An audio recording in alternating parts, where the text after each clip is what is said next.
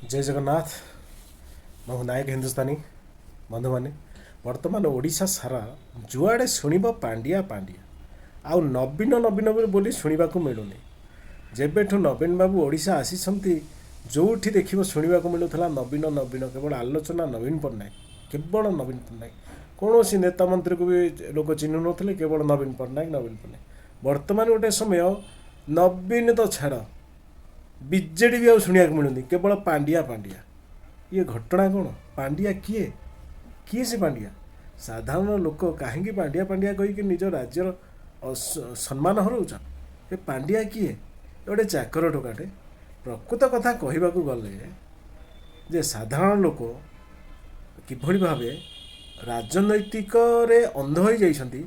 सेमाने चाहूछंती जे आमे जेकोसी मते केमिति जितबू पछे आम कपड़ा खोली नहीं जातु आम नंगला हो बोलू कि आम जितबार अच्छे। यही मेंटालिटी हो गलानी। यहाँ हूँ मागणा खिया मेंटालिटी। आज्ञा देखुना ये पांडिया कौन मुख्यमंत्रीटा? ये पांडिया कौन विधायकटा? किए सी चाकर टोकाटा? सी जुआड़े जीव से जिले में अंडा बिक्री बंद हो गलानी। टमाटो बिक्री पुणी बंद हो गलानी। सहज तो रेट बढ़ी तथापि बंद माने भरोसा नहीं। लोक 100 टका लेखा के किणिक टमाटो भी फोपाड़ी पारती। अंडा जदि 10 टका लेखा हो तथापि किणिक फोपाड़े।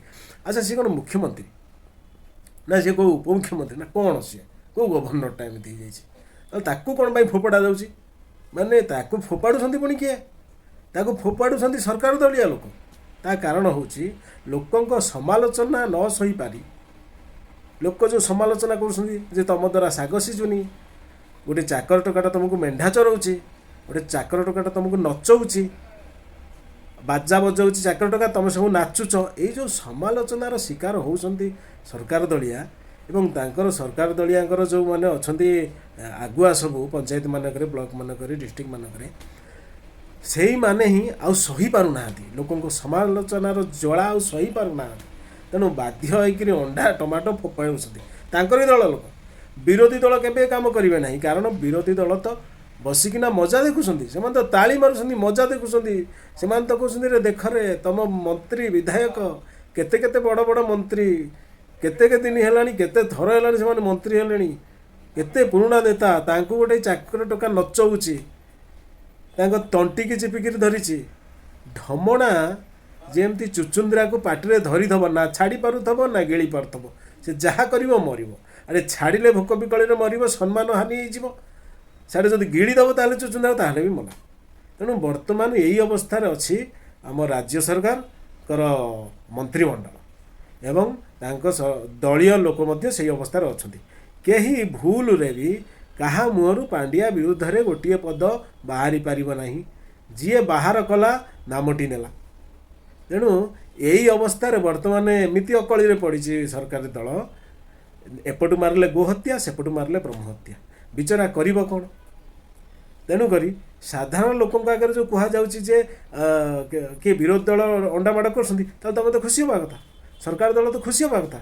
जदि विरोधी दल अंडा माड़ कर सरकार दल तो खुशी हवा कथा किंतु खुशी भी हो पारे। कहीं खुशी हेनी ना जदि पचरा जाए कहीं खुशी हो ना आमको गोटे चाकरीटा नचौला ताकू विरोधी दल अंडा मारे भल कले आम खुशी हो।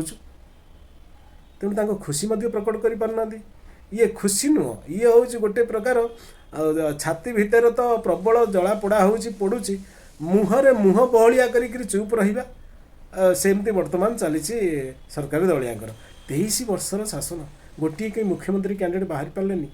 सत कथा कहवाक गले विरोधी दलिया से मैंने हुए तो 23 वर्ष है शासन को आसीपारी ना किंतु से कांग्रेस हो बा बीजेपी हो पाखे मुख्यमंत्री कैंडिडेट अच्छे मानवा पड़ो अच्छा लोक अच्छा अवश्य बाहरी पारना दलीय कंदल क्या गोटे स्थिर करना से अलग कथा। लोक ना कहीं अच्छा भल भल लोक अच्छा किंतु वर्तमान समय पर हुए तो नवीन बाबू सबकि हाइजैक कर नहीं जोटा कि कहुचे नवीन पट्टनायक एगेन्स्ट कैंडिडेट ना हुए तो नवीन पट्टनायक को जो बराबर रे नहीं रखा जाए। नवीन पट्टनायक तो 10 वर्ष है काम कर सारा बाकी ये जो 15 वर्ष पाखापाखि हम 13 वर्ष हम तो गृहबंदी परिका रोचे। तेणु वर्तमान समय नवीन बाबू को केवल ବସା ଯାଇକରି ତାଙ୍କ ନାଁରେ ଭୋଟ୍ ଚାଲିଛି। ଆଉ ବିଜୁ ବାବୁଙ୍କ କଥା ନାହିଁ। ବିଜୁ ବାବୁଙ୍କ କଥା ଗଲା, ତାପରେ ନବୀନ ବାବୁଙ୍କ ନାଁରେ ଭୋଟ୍ ଚାଲିଲା, ବର୍ତ୍ତମାନ ପାଣ୍ଡିଆ ନାଁରେ ଚାଲିଛି। ବର୍ତ୍ତମାନ ଦେଖୁନାହାନ୍ତି, ପାଣ୍ଡିଆ ବିରୁଦ୍ଧରେ କୌଣସି ସରକାରୀ ଦଳୀୟ ଲୋକ କେବେ ବି କିଛି କହିପାରିବେ ନାହିଁ। ଯିଏ କହିବ ତା ଟିକେଟ୍ଟି ଗଲା। ତେଣୁ ଏଇ ଅବସ୍ଥା ବର୍ତ୍ତମାନ ହେଇଛି। ତେଣୁ ଏଠି ପ୍ରଶ୍ନ ଉଠୁଛି, ଲୋକ ଭୋଟ୍ କାହାକୁ ଦେଇଥିଲେ? ନବୀନ ବାବୁଙ୍କ ନାଁରେ ଭୋଟ୍ ନେଇଥିଲା କିଏ? ସ୍ଥାନୀୟ ବିଧାୟକ। କିନ୍ତୁ ପ୍ରକୃତରେ ବର୍ତ୍ତମାନ ମୁଖ୍ୟମନ୍ତ୍ରୀ କିଏ? ନବୀନ ବାବୁ ଅଛନ୍ତି କି? ନାଁକୁ ମାତ୍ର। କିନ୍ତୁ ପ୍ରକୃତ ମୁଖ୍ୟମନ୍ତ୍ରୀ ହେଉଛି ପାଣ୍ଡିଆ ବାବୁ। ପାଣ୍ଡିଆ ବାବୁଙ୍କ ପଛରେ ଛତା ଧରି ଠିଆ ହେବା, ପାଣ୍ଡିଆ ବାବୁଙ୍କ ପାଇଁ ଷ୍ଟେଜ୍ ତିଆରି କରିବା, ପାଣ୍ଡିଆ ବାବୁ ଯାହା କହିଲେ ଅକ୍ଷରେ ଅକ୍ଷରେ ପାଳନ କରିବା। ପାଣ୍ଡିଆ ବାବୁ କେଉଁଠିକି ଯିବେ ମିଟିଂ କରିବାକୁ, ତା ପୂର୍ବରୁ ତାଙ୍କୁ ସବୁ ବଡ଼ିଗାର୍ଡ଼ ହେରିକା ଦିଆଯିବ। ତା ପୂର୍ବରୁ ଆମ ସରକାରୀ ଦଳିଆ ନେତା ବିଧାୟକ ସବୁ ଯିବେ ଷ୍ଟେଜ୍ ତିଆରି କରିବା ପାଇଁ, ଦେଖିବେ ଆଖପାଖ ସବୁ ଠିକ୍ଠାକ୍ ଅଛି କି ନାହିଁ, ଆମ ବାବୁ ଆସିବେ, ଆମ ମାଲିକ ଆସିବେ। ଟିକେ ଲଜ୍ଜା ଲାଗୁନି?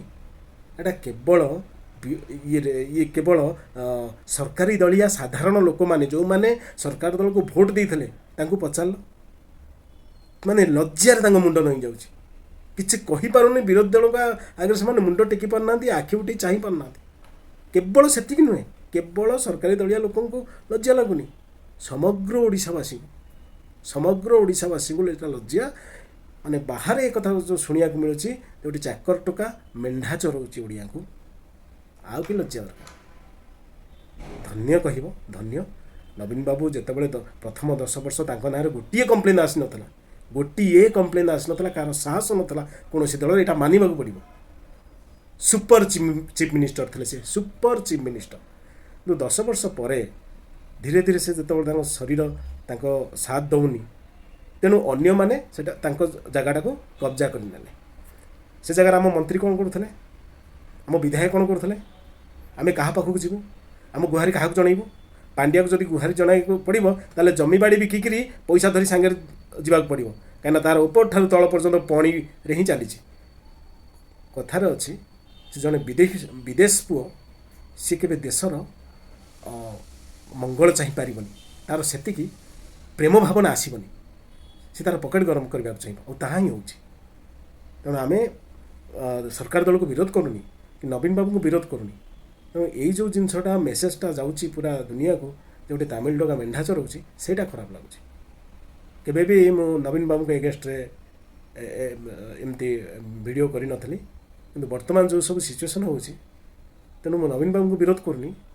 ମୁଁ ଅପିଲ୍ କରୁଛି ସେଇ ସରକାରୀ ଦଳିଆଙ୍କୁ, ଆପଣମାନଙ୍କ ମଧ୍ୟରୁ କେହି ଜଣେ ନେତୃତ୍ୱ ନିଅନ୍ତୁ। ବହୁତ ଦକ୍ଷ ନେତା ଅଛନ୍ତି ଆପଣମାନଙ୍କ ଭିତରେ, ତେଣୁ କେହି ଗୋଟେ ନେତୃତ୍ୱ ନିଅନ୍ତୁ, ସାଧାରଣ ଲୋକଙ୍କର ଆସ୍ଥାଭାଜନ ହୁଅନ୍ତୁ। ଏଇଟା ଅନୁରୋଧ କରୁଛି, ବିରୋଧ କରୁନି। ଧନ୍ୟବାଦ। ଜୟ ଜଗନ୍ନାଥ।